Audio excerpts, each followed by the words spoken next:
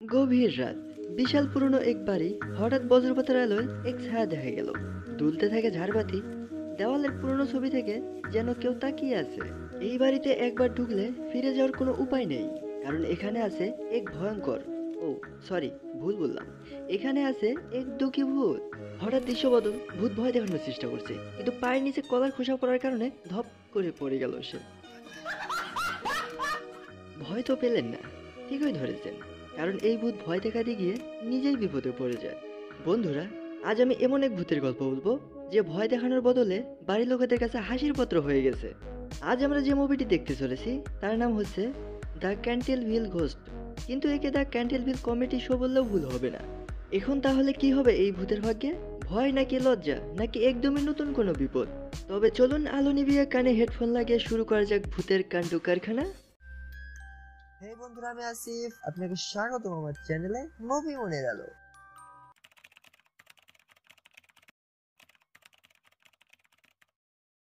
প্রথমেই আমরা একটি বাড়ি দেখতে পাই, আর সেই বাড়ির ভেতরে একটা লোককে দেখতে পাই যার নাম হচ্ছে হুমায়ুন। সে এখানেই থাকে, কিন্তু প্রতি রাতে তাকে একটি ভূত ভয় দেখায় এবং সে এখান থেকে পালিয়ে যেতে বাধ্য হয়। অনেকদিন পর ওই বাড়িতে আসে এক নতুন পরিবার। এনার নাম হচ্ছে মিস্টার ইয়াসিন, আর ইনি হচ্ছেন মিস ইয়াসিন। আর তাদের দুটি ছেলে আছে, এর নাম হচ্ছে ইউনুস আর এর নাম হচ্ছে ইবলিস। আর তাদের একটি মেয়েও আছে যার নাম হচ্ছে ইয়াসমিন। বাড়িতে আসা মাত্রই ইউনুস আর ইবলিস শয়তানি শুরু করে দেয়। তাছাড়াও ইয়াসিন এত সুন্দর বাড়ি অনেক কম টাকায় পেয়েছে। সে অনেক খুশি ছিল, আর সে নিজেও একজন ইঞ্জিনিয়ার ছিল। তাই সে বাড়িটা কিছু পরিবর্তন করার কথা ভাবে। এই বাড়ি দেখাশোনা একটা মহিলা করে যার নাম হচ্ছে ইঞ্জিলা। এরপর তারা ওই বাড়িটা ঘুরতে ঘুরতে লাইব্রেরিতে চলে আসে। সেখানে আমরা দেখতে পাই ইয়াসমিনের মন খারাপ ছিল, কারণ সে আগের বাড়ি অনেক মিস করছিল। সেখানে তার অনেক বন্ধু বান্ধবী ছিল, আর এখানে তো কেউই নাই। বাড়ির সেই কাজের মেয়ে ইঞ্জেলা তাদেরকে এই বাড়ির ভূতের কথা জানান, যে এই বাড়ির মধ্যে থাকে। তার ভয়ে কেউ এই বাড়িতে টিকতে পারে না। আর ইয়াসিন একজন ডিজিটাল মানুষ হওয়ার জন্য সে এইসব কথা বিশ্বাস করে না।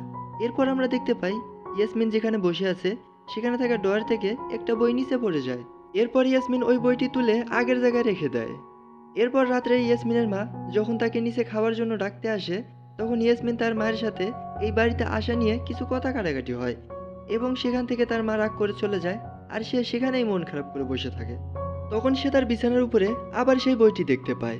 এরপর সে সেই বইটি পড়তে শুরু করে। বইটি পড়তে পড়তে সে কখন জানি ঘুমিয়ে গেছে।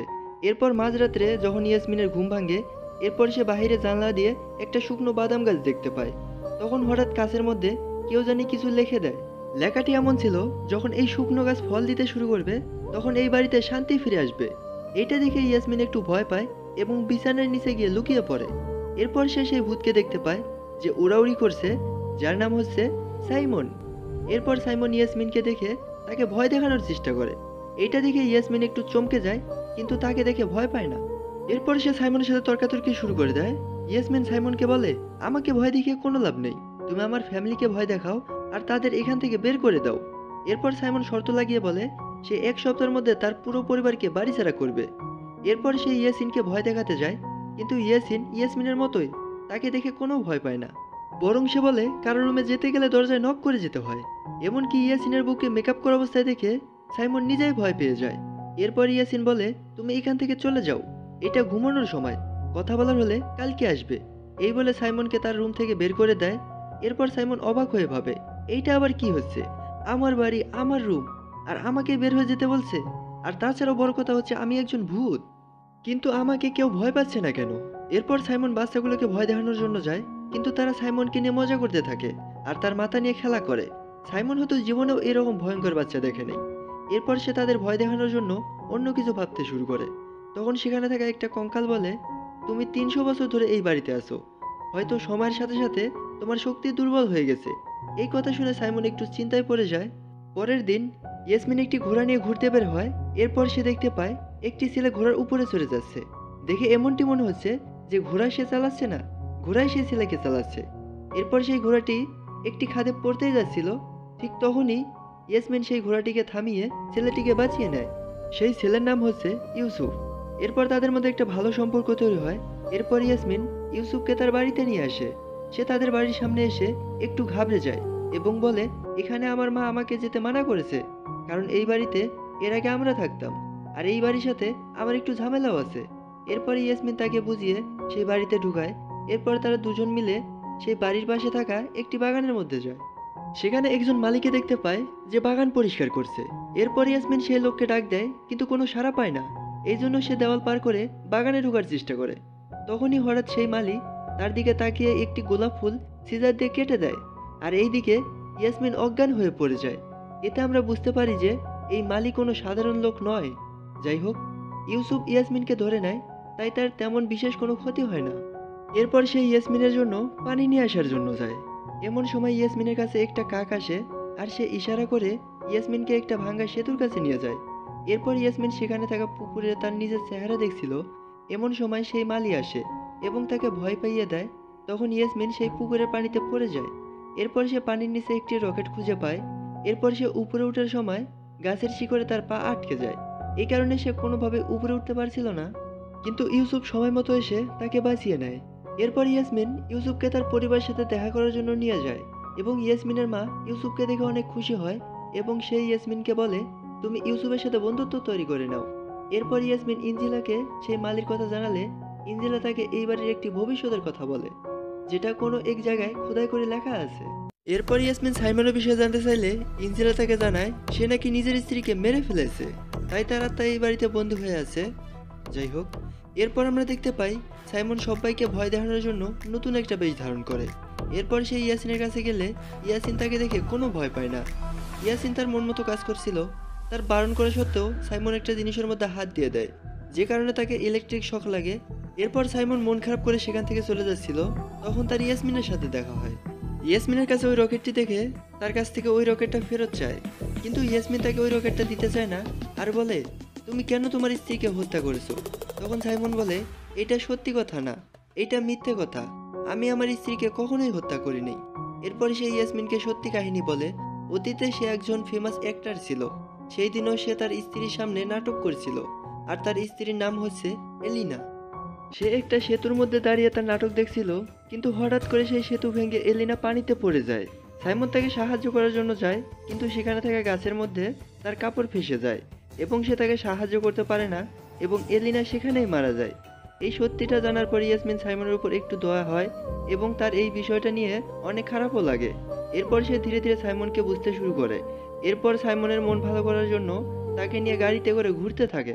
সাইমনের সময় যেহেতু এরকম আধুনিক গাড়ি ছিল না, এই জন্য সে এইটাতে ঘুরে অনেক মজা করে এবং অনেক খুশি হয়। এরপর তারা দুইজন অনেক ভালো সময় কাটায়। এরপর তারা যখন সেই বাড়ি থেকে বাইরে যেতে ধরছিল, তখনই হঠাৎ সাইমন সেই বাড়ির গেটে আটকে যায়। এর মানে সে এই বাড়ির বাইরে যেতে পারবে না। তখন ইয়াসমিনের ভবিষ্যতের কথা মনে পড়ে, তাই সে সাইমনের কাছে এই বিষয়ে জানতে চায়, কিন্তু সাইমন তাকে কিছুই বলে না। পরের দিন ইয়াসমিন বাদাম গাছের কাছে দাঁড়িয়েছিল। এরপর সে সেই গাছের মধ্যে লক্ষ্য করে সেখানে সাইমন আর এলিনার নাম লেখা আছে। তখন সেখানে সাইমন আসে আর তারা খেলা শুরু করে দেয়। খেলতে খেলতে সাইমন ইয়াসমিনকে বলে, তোমার জীবনে কেউ আছে কিনা? তখন ইয়াসমিন বলে, আমি এখন দুনিয়া ঘুরতে চাই।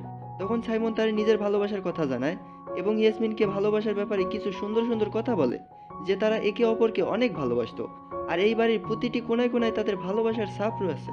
পরের দিন তাদের বাড়ির মধ্যে একটা ঘোষ আন্ডার আসে, যার নাম হচ্ছে তিন পাতা। তখন ইয়াসমিন আর সাইমন দুষ্টুমিগিরি করে তাদের সেই বাড়ি থেকে তাড়িয়ে দেয়। সাইমন আর ইয়াসমিন অনেকটাই ভালো বন্ধুত্ব হয়ে গেছে, কিন্তু তাদের এই কাজকর্মে ইয়াসমিনের বাবা মার পছন্দ হয় না।